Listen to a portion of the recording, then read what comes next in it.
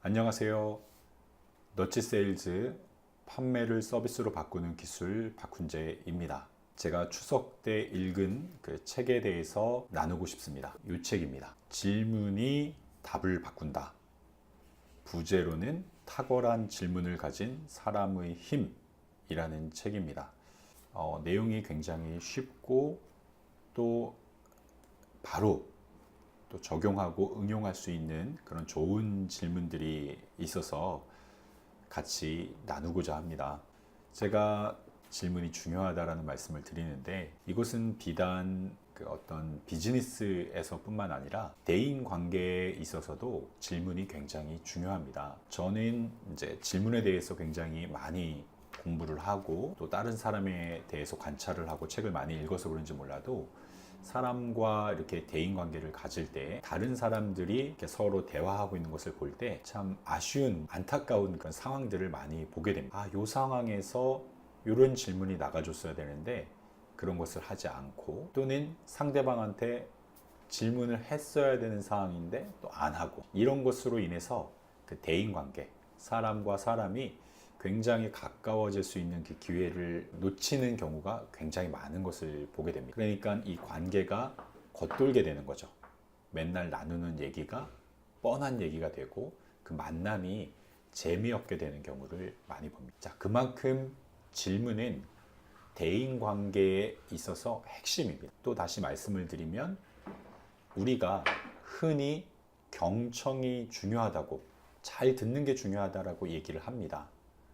하지만 경청은 질문이 먼저 되었을 때 따라오는 겁니다. 사람과 사람의 만남, 그것이 일반 개인적인 관계건 또는 비즈니스적인 관계건 경청을 하려면 먼저 적절한 질문이 나와줘야 되는 겁니다. 상대방에게 말할 수 있는 기회를 주고 그가 얘기하는 그 말을 잘 듣는 경청이 따라와 줘야 되는 거죠. 그냥 일방적으로 상대방이 말하는 말을 귀 기울이는 거.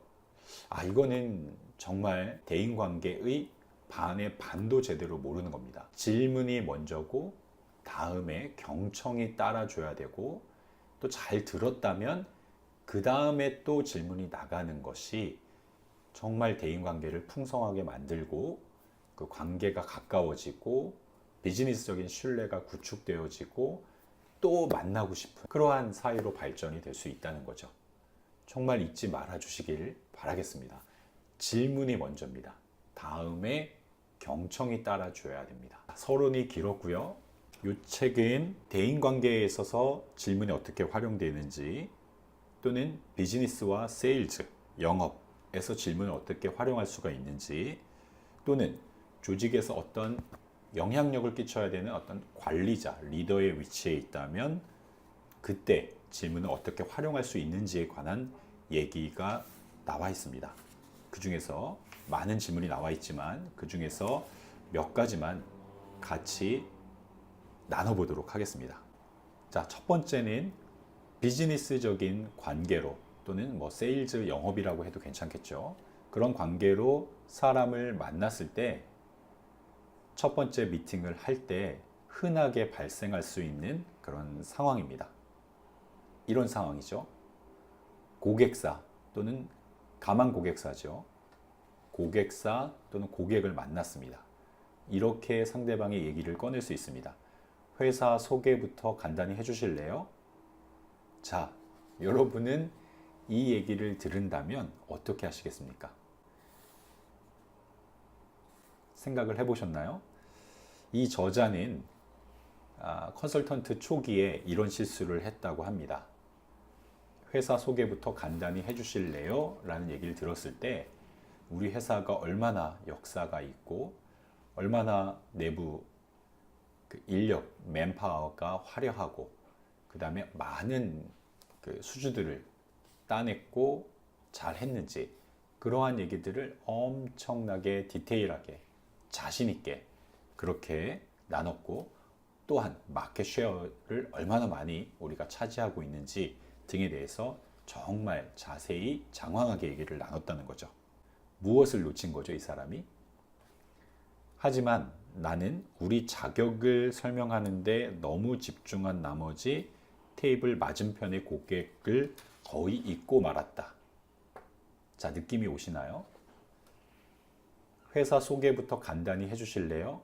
와, 기회가 왔다 해서 엄청 자신 있게 얘기를 했겠죠. 자, 그것으로 인해서 고객에 대해서 알 수 있는 기회는 날아간 겁니다. 그랬더니 한참을 듣던 그 고객이 이런 얘기를 하는 겁니다. 많은 도움이 되었습니다. 수고하셨어요. 다음 미팅에 서둘러 가봐야 해서요. 하고 자신의 다이어리를 들고 일어났다고 합니다. 이제 좀 느낌이 오시나요?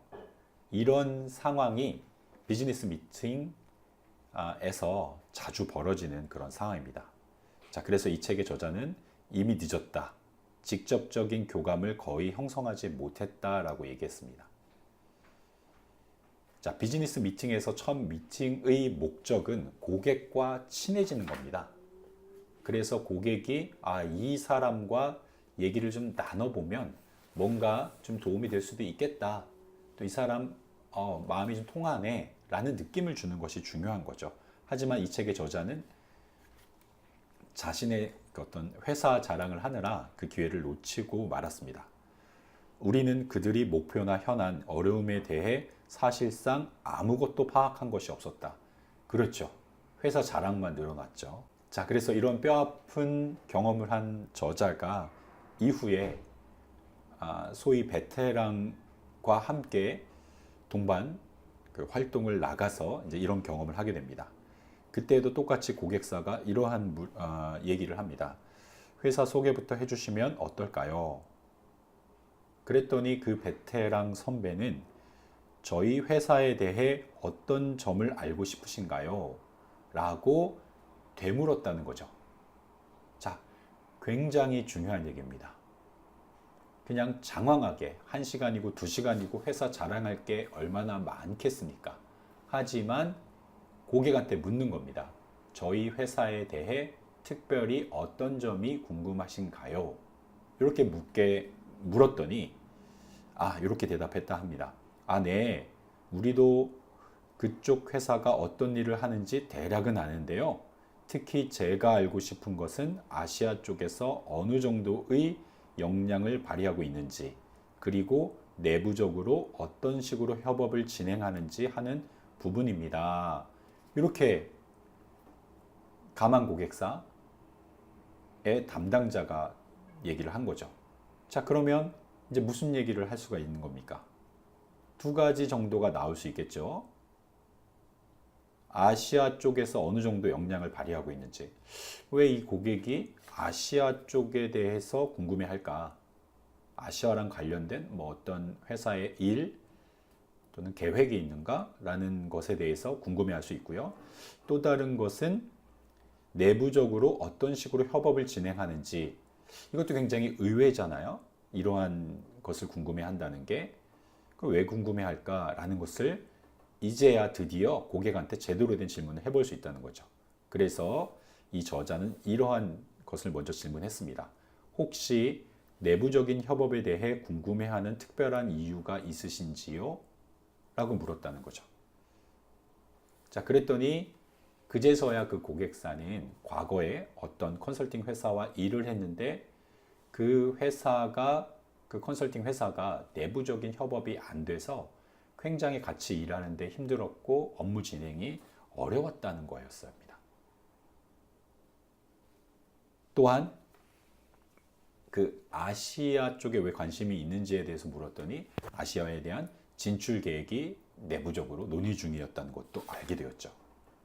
자, 어떤가요? 이 저자가 초짜였을 때 했던 그 실수와 그 미팅의 분위기와 이번에 그 베테랑 선배가 보여줬던 그 질문, 완전히 분위기가 다르죠. 미팅이 끝났을 때 속 시원하게 우리 회사 자랑을 하고 끝내냐, 아니면 고객의 문제라든가 계획이라든가 현황이 어떤지를 알고 그것을 통해서 고객과 교감하면서 다음 미팅을 기대할 수 있는 그 상태로 첫 번째 미팅이 끝났냐? 완전 천지 차이가 되겠죠. 바로 이겁니다. 자, 오늘 비즈니스 관련 미팅이 있다면 여러분들도 한번 활용해 보십시오. 고객사가 당신의 회사에 대해서 좀 얘기해 주시죠. 또는 당신에 대해서 좀 알고 싶습니다. 라고 얘기를 꺼내면 이때다 싶어 내 자랑을 할 게 아니라 우리 회사에 대해서 특별히 어떤 게 궁금하신가요? 라고 묻거나 또는 저희 이력에 대해서 어떤 부분에 관심이 있으신가요? 라는 질문으로 다시 고객에게 물어볼 수 있다는 거죠. 그러면 고객이 원하는 것이 무엇인지 알 수 있고 그것에 맞추어서 설명해 줄 수 있고 이것을 통해서 고객과 교감, 어떤 공감대, 신뢰 구축을 할 수 있다는 겁니다.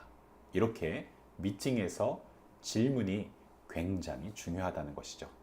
오늘도 화이팅하는 여러분이시길 바라겠습니다. 감사합니다.